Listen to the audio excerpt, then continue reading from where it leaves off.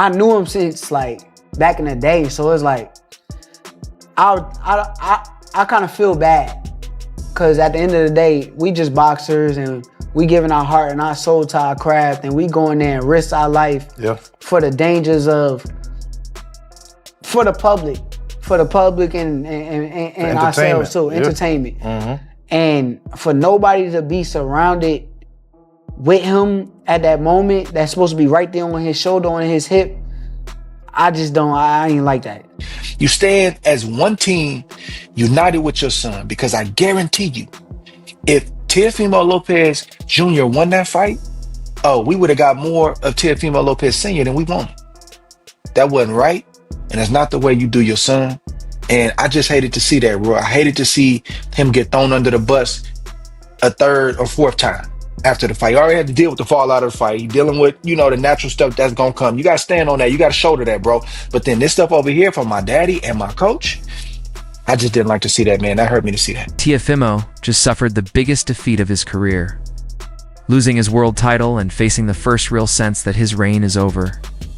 But while he was stuck in post-fight medicals alone, his father, Teofimo Sr, was already on camera, making it clear that the loss had nothing to do with his son's effort or character. I listened to his corner the entire night. I heard them.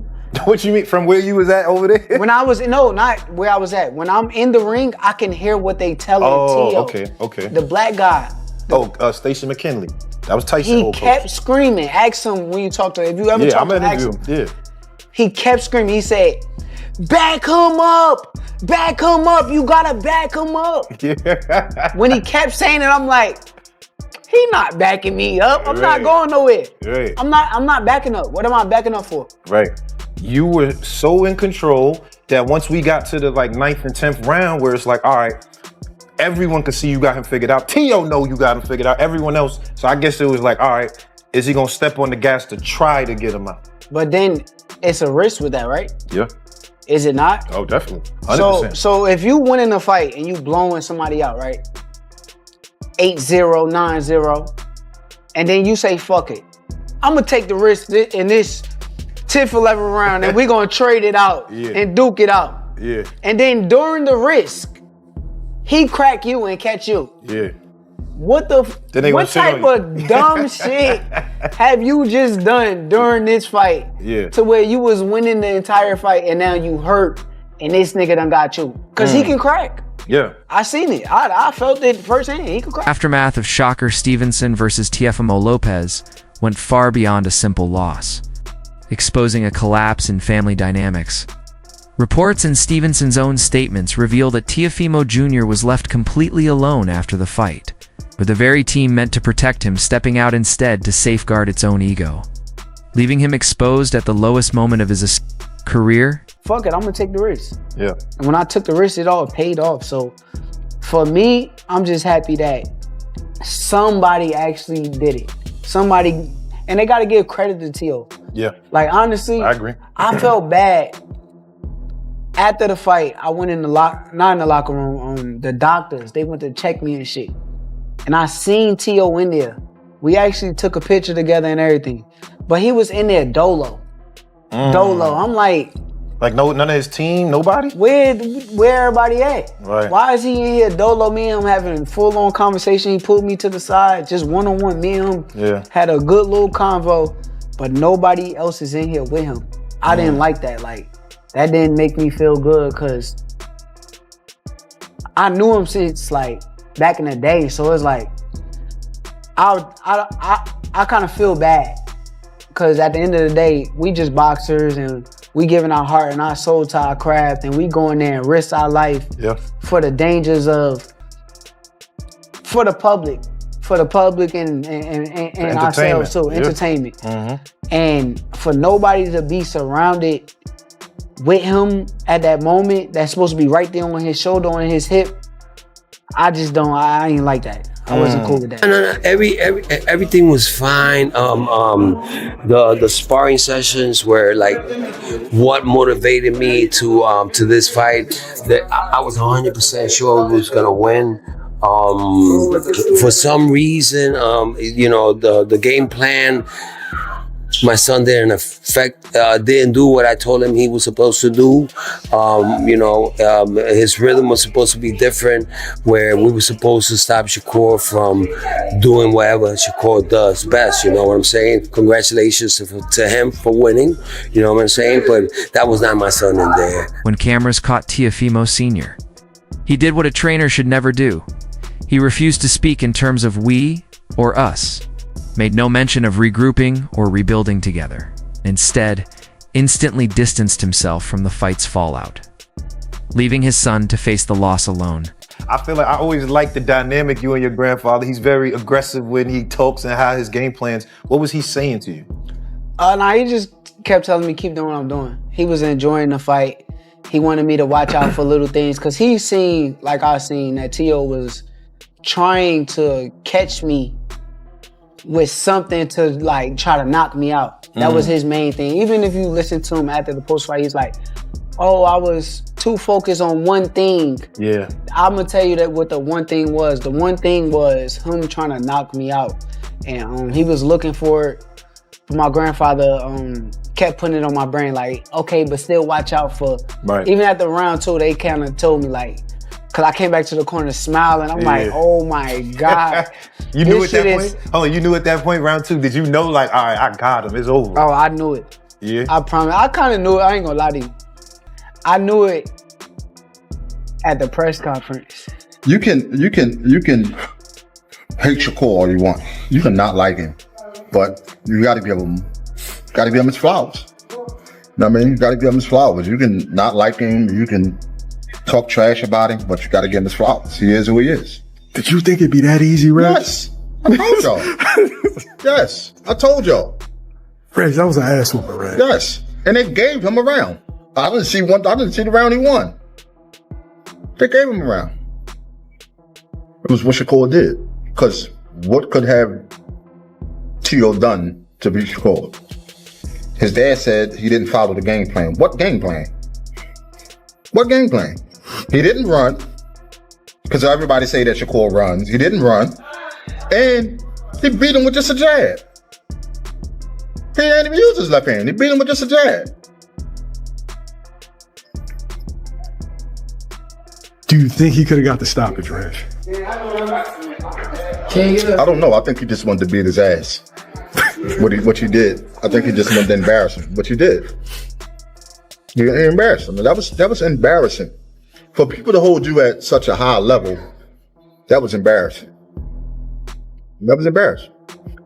To me, I thought something was wrong with his left hand because he didn't use it. Or if he did, he didn't put no power behind it. I mean, it was just like a touch. But again, he just beat him with the... He questioned where his son's power went, why his legs failed, and why he didn't follow corner instructions, a textbook display of deflection, shifting blame onto Teofimo Jr. to protect his own reputation as a master strategist, even though it was obvious to everyone that he had no backup plan once. Stevenson began dominating the fight. To Teofimo Sr, respectfully, the corner instructions, he ain't really give a lot, you know what I mean, from what I was seeing online. Because the nigga, he in the corner, he like, hit him! He do the same shit. I'm trying, what do you gotta tell me something. If I'm in there and you telling me to hit him, I know I'm supposed to hit him, bro. I know that. How? He goes in there every fight with Tio and do the same shit. He don't go tell him no instructions. Yeah. He tell him little simple father-son shit. His father and his son. Don't tell me hit him. He like, where's the power? Hit him. I'm like, come on, man. Nah, I ain't gonna lie. That was crazy though. He said, what happened to your power, bro? I ain't gonna lie. If I'm in the corner and my dad told me that, I would be tight, son. I might even go hold you. I would be tight. Nah, no bullshit though. Like, what happened to your power, bro? Like, why would you tell me that? What? Nothing at all, man. Just didn't come with the right plan. That's all. Better man won tonight. Good fan. Do you feel like you'd like to run it back at some point with Shakur? I know you're someone that always wants to event like that time Kambosos beat you. You want to do it straight away, right? I will see what happens next, man. I'm gonna let my team do the work on that. Shocker. Stevenson didn't just dominate the fight, he seemed to anticipate the collapse around him. He's long spoken about the fake energy in Lopez's camp, and after the win, he highlighted the lack of true loyalty in Teofimo's corner. Stevenson understood that at the highest level, a shaky foundation inevitably leads to a fall. And he exploited those cracks in the ring, but even he appeared surprised by how quickly the takeover camp disintegrated once the decision was announced. It was sad, man. I heard that, you know, that Teofimo Jr., you know, he's getting his post-fight medicals and different things like that, that he was all by himself. No team members. No rah-rah. No, none of that, all right? I can only imagine what his circle would have looked like if he won that fight against Shakur Stevenson. Maybe caught Shakur with a punch or whatever the case may be. He got his hand raised. Man, that's weak, man. And I don't, you know, it's really sad, man, and I hate that Teofimo Lopez has to go through things like that. I mean, some of the stuff he gets, Roy, like, is warranted because of the way they talk and the way they present themselves. But get past that, and you get to the humanity of the person. Man, you should have been with your son as if he won that fight. Yeah, your heart is heavy. Yeah, you know it's tough. But when I'm being here with that's my baby. I don't care how old you get. You gonna be deep down. You gonna be my baby. He didn't have his father there, and I saw a post-fight interview with Lopez Sr. and he did the number one thing you're not supposed to do as a coach when something like that happens. They said, "What happened in the fight with your son?" "Oh, he didn't listen to me." In other words, I did my part, but he didn't do his. And if he would have did his, I don't know what happened to his power, his speed, everything was gone. Then he started making a bunch of excuses. Yeah, it's because everybody was against him and da-da-da. Listen, sir,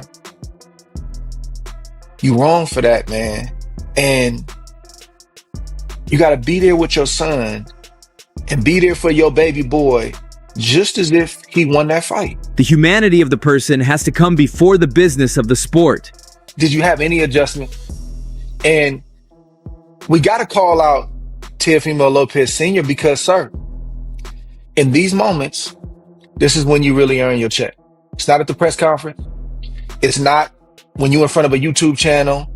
It's not any of that. We don't want to, that's cool. If you want to do that, do that.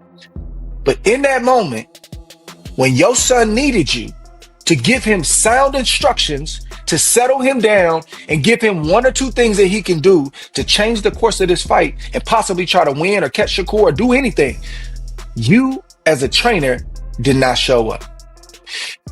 When you start saying stuff like, "Bro, where's your power?"